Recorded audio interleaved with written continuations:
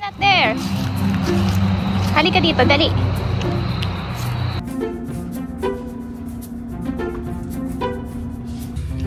Nagulat ako, no? Hindi ko in-expect na meron palang ganitong rule dito sa Amerika na pagka hindi mo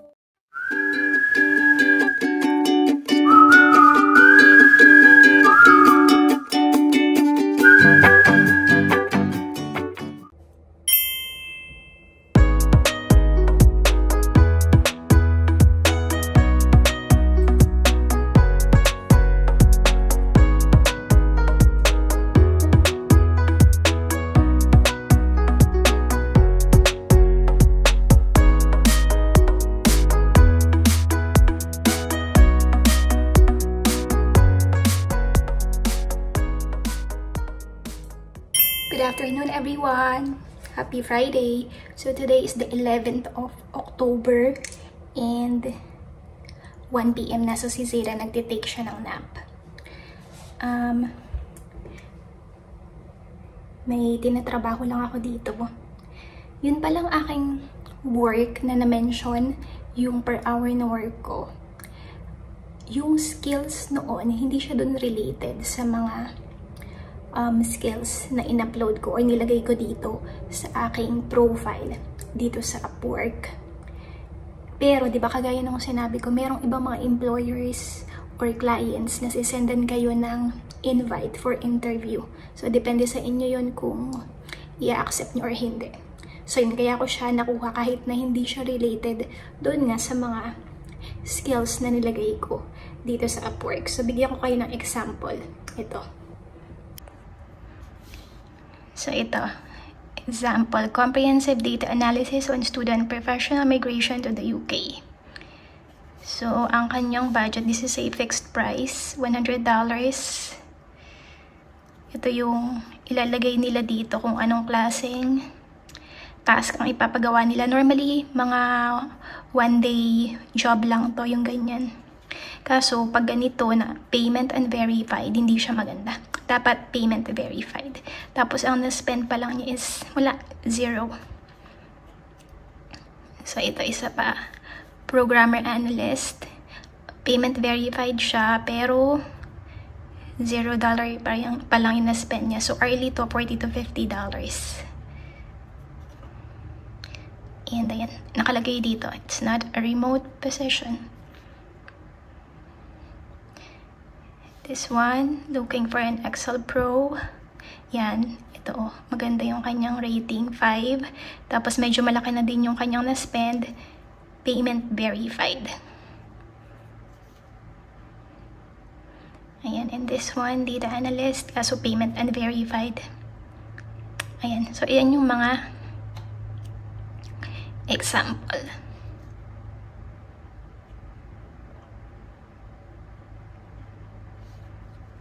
This one, ito Excel VBA Macro Performance Optimization Expert needed. Parang gusto ko to. 1 to 3 months siya, $20 to $50 per hour. Kaso, tingnan natin. Parang time consuming ito eh. Less than 30 hours per week.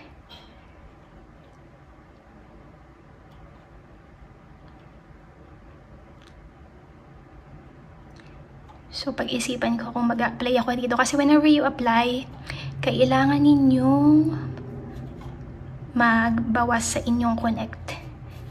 So, ito pala siya guys. Oh, send a proposal for 22 connects. So, ang available connects ko na lang ay 55. So, whenever you apply, mababawasan ka ng connects dito. So, ano din, pag-isipan nyo din kung ano talaga yung mga jobs or available positions na inyong pag-a-applyan kasi mababawasan ang inyong connects. Pag wala na kayong available connects, hindi na kayo makakapag-apply unless mag-purchase kayo ng connects. Ako never pa ako nagpa-purchase kasi nga ang pinipili ko talaga kung ano yung mga pagsasubmitan ko na available positions. So, hugasan ko lang muna itong mga ilang feeding bottles ni Zeta at saka yung pinagkainan ko kanina for lunch. Tapos mamaya, pagkagising ni Zeta from her nap, lalabas ko siya para makapaglaro siya din. Lately, sa hapon ko na siya nilalabas after ng kanyang nap. Kasi sa umaga basa yung mga yung mga grass. Pagka sa hapon, tuyo na siya.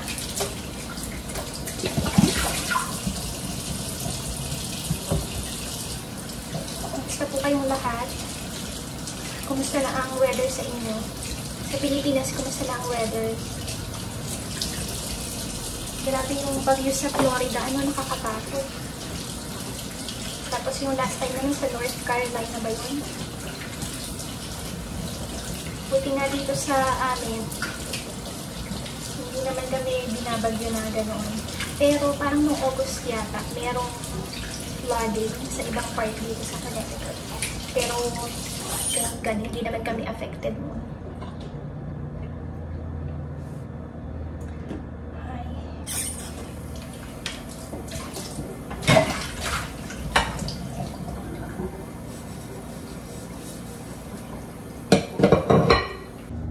Linisin ko muna itong ating kitchen.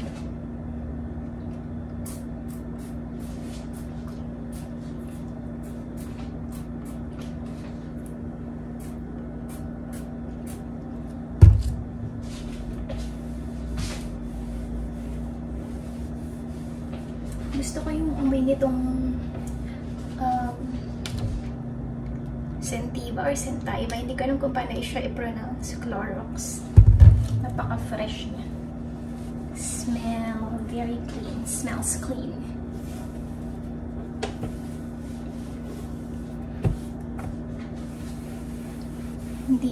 Hindi siya yung amoy na matapang na chemical.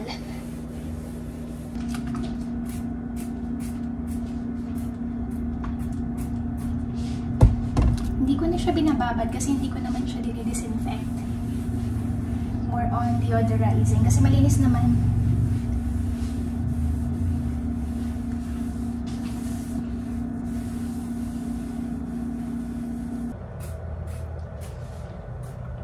Kayo, anong panglinis niyo sa inyong kitchen?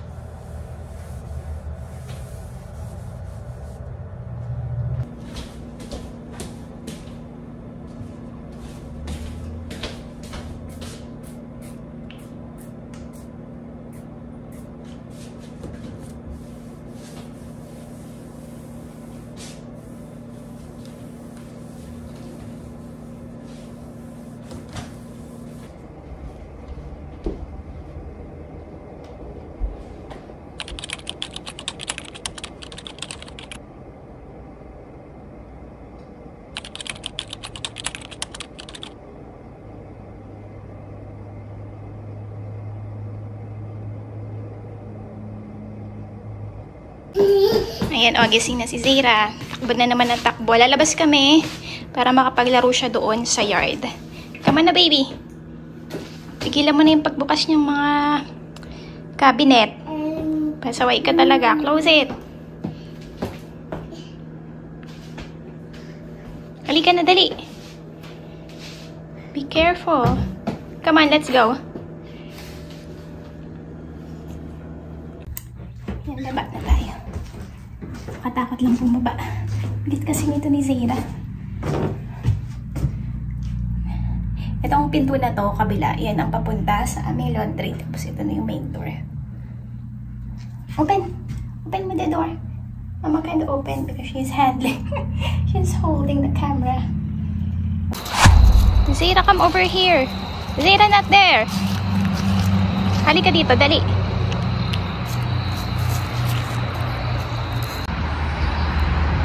Ayan, 4:30 PM na. Zera, come here. Takbo naman ng bata. Ay, naku. Ito palang side na to, akala ko forest na. Meron pala kaming kapitbahay dyan. Mayroon palang house dyan. Tapos ano, parang may tunnel doon. Sa kanila pala yun. Yung area na yan. Pag dumiretso ka.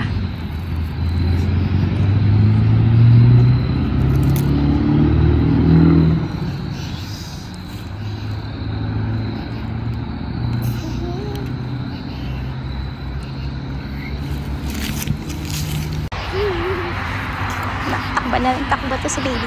Naisip namin lagyan ng ano dyan, anong parang mga slide, mga swing. Pero baka next year na kasi mag-winter na. Hindi naman na may enjoy din ni Zeta kasi malamig na.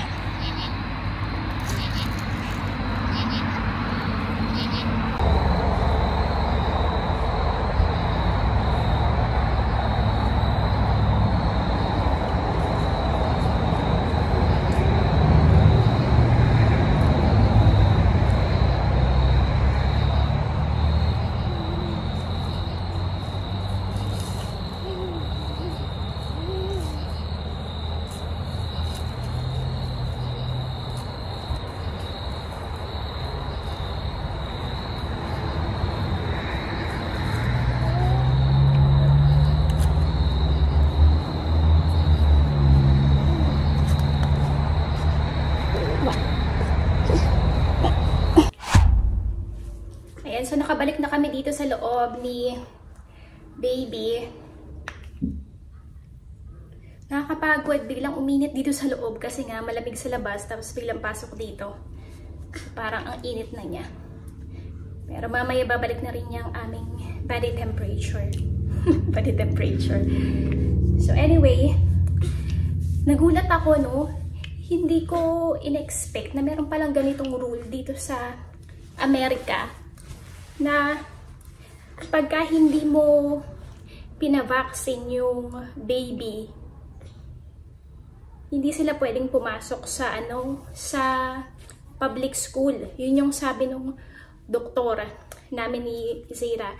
Kasi supposedly nagpunta kami doon ni baby para magpa-check up, schedule niya for vaccine. Kasi yun nga daw, pag hindi na kompleto itong parang mga vaccine na required, pagka mag-aaral na si baby, pagka sa public school, hindi daw tatanggapin.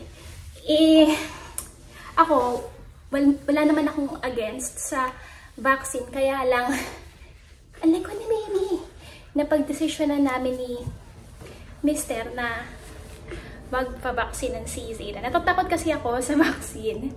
And, si Mister, ayaw niya talaga. Itong mga pinsan niya dito, sa US, mga pinsan nito, dahil isa lang naman ang kapatid ni Mister, hindi rin yun wala rin silang vaccine. And sa private school sila nag-aaral. So, kung hindi daw namin talaga papavaksinan si Zera, pero nung nasa Pilipinas siya, meron siyang mga vaccine. Pero nung pagdating niya dito, ayaw na talaga. Why? Do you wanna run around? Ay, nako si baby. Wait lang, ilagay ko muna siya sa kanya, Naiinitan siya siguro. So, ayun, yung mga pinsan niya, nasa sila, international school sa Washington, nag-aaral. Kasi mayaman naman yung kapatid ng aking mister. So, sa private school sila, so okay lang. Kahit wala silang, vaccine. So, medyo malaking problema ito para sa amin. Pero, yun nga, napag-desisyonan namin ni mister na kung talagang hindi naman required, as in kung dahil lang doon sa pag-aaral sa public school, it's either ipa-private school namin si Zeta dito or i-homeschool. So ayun, pero parang hindi ako masyadong pabor sa homeschooling kasi gusto ko naman si Zeta makisalamuha sa ibang mga bata. So, most probably sa private school. Pero depende pa din kasi mahal ang private school dito, di ba? So, titingnan pa namin. Pero yung nga, kaming dalawa ni Mister, hindi namin siya papawaksinan.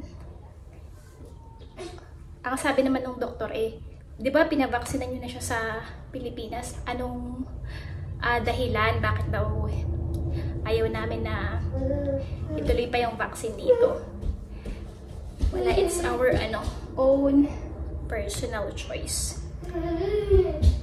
So, ganun ba talaga dito? Yung mga matatagal na dito sa US, ganun talaga, required talaga para makapasok sa public school. Pati yata sa daycare, no? Kailangan, kompleto yung vaccine ng baby. Kasi nga naman, syempre, makikisalamuha sila sa ibang mga bata. Nasaan pala yung si baby? Zayla!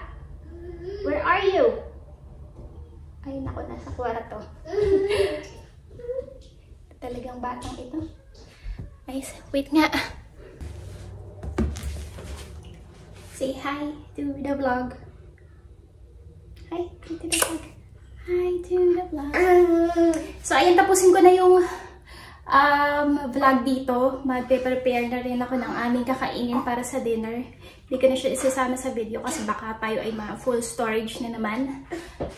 So, maraming salamat po ulit sa pagsuporta sa aming channel. And please continue voting for Baby Zayra every day para po makausad siya sa quarterfinal. So, currently, nandun pa rin siya sa second place. And I'm hoping na sana bumalik siya sa first place. So, maraming salamat po sa pagboto sa aking baby. Again, nakikita ko po yung inyong mga names. Thank you very much po sa mga nagpe-pray para sa kanya. Maraming salamat po. And again, sa pagsuporta sa aming YouTube channel, sa mga patuloy na nanonood kahit iilan na lang. Maraming salamat po sa inyo. And thank you for watching. See you again on our next vlog. Bye! Bye-bye na! Bye-bye!